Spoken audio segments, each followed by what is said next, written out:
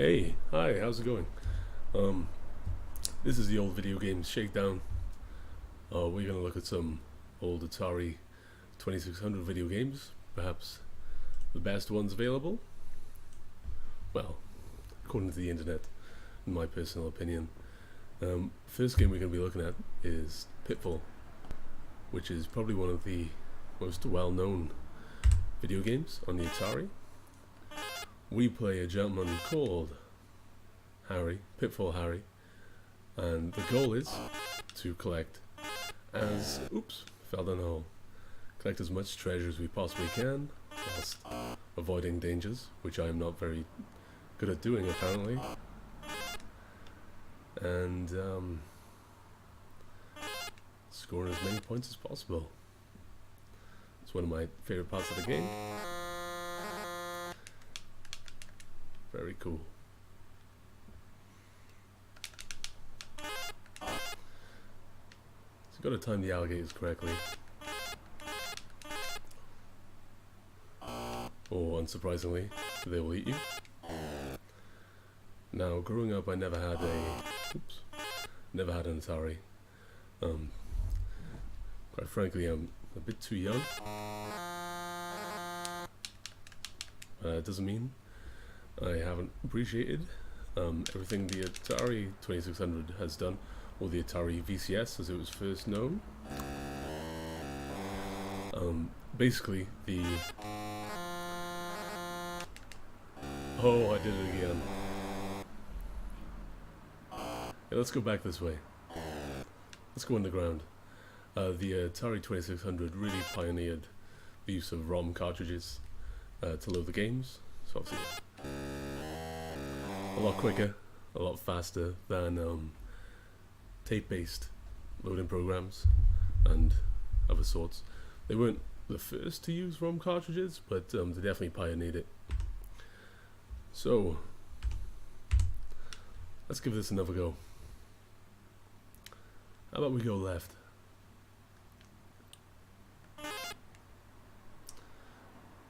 Too good for that scorpion.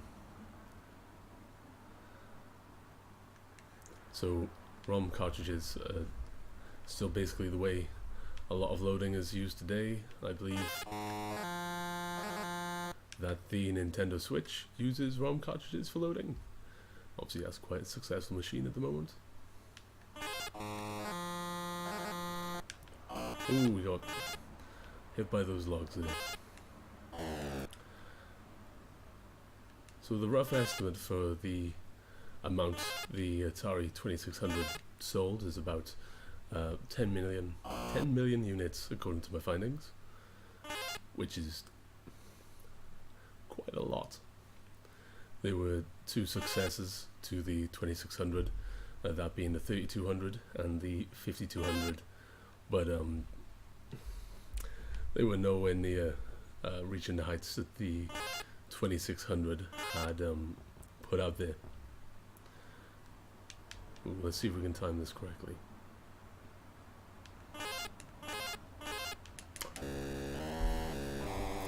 Almost. Hey, it dropped us to this side of the screen. That's the point. If you go left at the start, then every time you die it spawns you to the left of the screen, so hey, we found some money.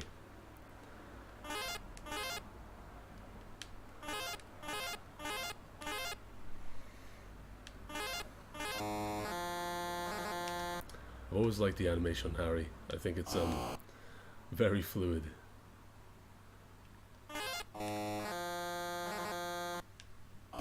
Oops.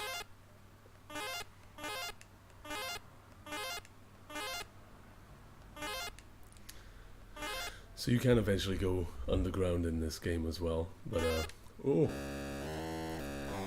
I was a bit too eager there. If we'll get that far is probably unlikely, to say the least.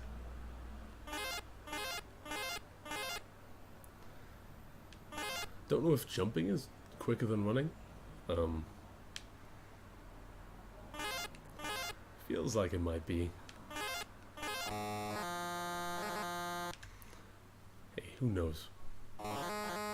Found a ring. Oh, I wasn't looking. I looked down a second and I think that screwed me over a little bit. Anyway, let's have another blast of this. Play in black and white mode as well, but let's change some of the difficulty switches here, as if it wasn't hard enough for me already. I'm not very good at games, as evidenced. Let's see if we can at least make it to the underground section.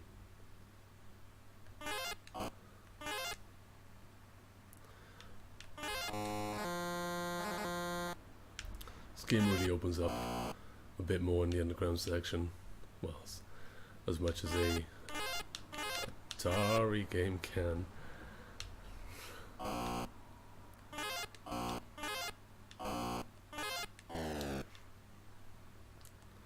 See if we can get over this scorpion this time. Not today, scorpion. Not today. Oh no! Tricked us there.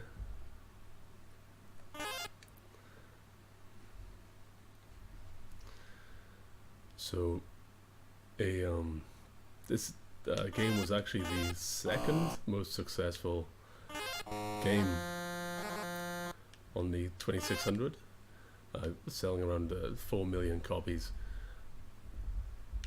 I'll leave you guys figure out, or put your guesses as to what the most popular game was on the Atari 2600. Might be a bit obvious. Well, that trick definitely had me. Yeah, the best-selling game on a console might be a bit obvious when you think about it, but let me know what you think.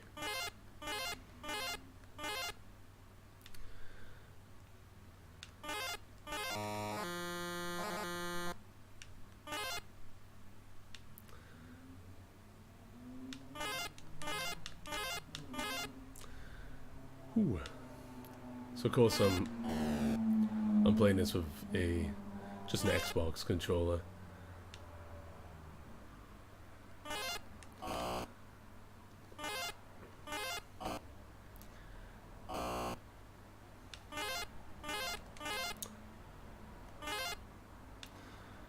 think we must be getting close to the underground by now, surely.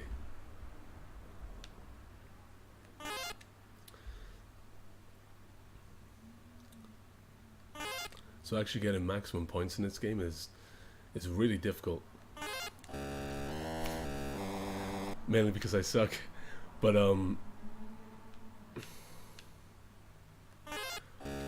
mostly because this game has 250 screens in it, like I said, and I believe it's about 20 treasures to find in total, and they're all spread out far and wide.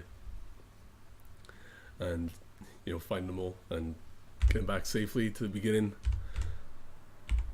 is a tough challenge. Hiccups. So I want to do this little fun series just as a way of relaxing to play some old video games. If you're looking for someone who's going to scream and shout and yell while streaming, then it's not going to be me, I'm afraid. We'll have never go this left business, and then after that we'll move on to our next game. So I want to do around 20 of perhaps the best well-known games on the system, and then if we pick up any interest, then I might move on to other consoles, just so we can chill out, play some old games together, and then yeah, just have a good time. That is not a good time for Harry.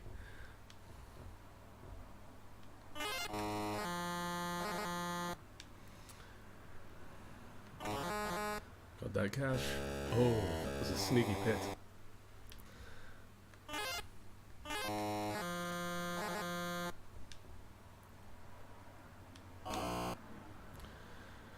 Hmm.